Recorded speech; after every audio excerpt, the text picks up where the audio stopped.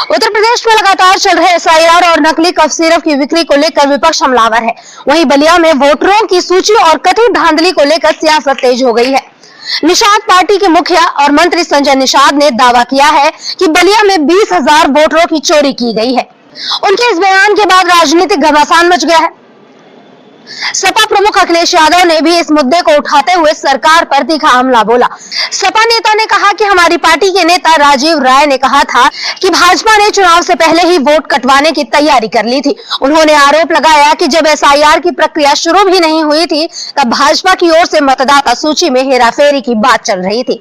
2022 में भी समाजवादी पार्टी ने चुनाव आयोग पर जानबूझकर वोट काटने का आरोप लगाया था, जिसका असर चुनाव परिणाम में पड़ा था। सपा नेता ने कहा कि वोटों में गड़बड़ी, मतदाता सूची में हेराफेरी और वोट चोरी की बातें जनता के बीच इतना चर्चा का विषय बनी कि मजबूर होकर इस बार एसआईआर कराया जा रहा है।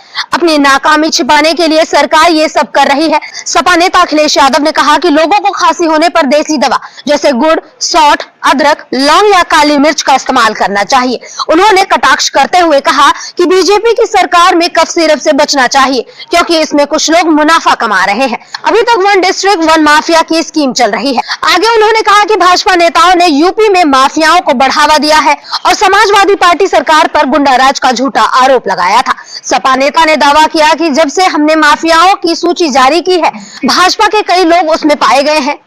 वन डिस्ट्रिक्ट वन माफिया की पोल हम लगातार खोलते रहेंगे। अखिलेश यादव ने आगे कहा कि प्रदेश में लगभग हर जिले में गांजा पकड़ा जा रहा है, कभी 5 किलो, कभी 10 किलो तो कभी 20 किलो तक। उन्होंने सवाल उठाया कि अगर कफ सिरप नशे में इस्तेमाल हो रहा है तो उसे बेचने के लिए जिम्मेदार कौन है? आखिर किसकी निगरानी में यह गैंग चल रहा है? कफ सिरप बिकवाने में किसका हाथ है? अखिलेश यादव ने यह दावा किया कि संजय निषाद ने ये बयान खुद नहीं दिया होगा, बल्कि मुख्यमंत्री ने उनसे ऐसा बोलने के लिए कहा होगा।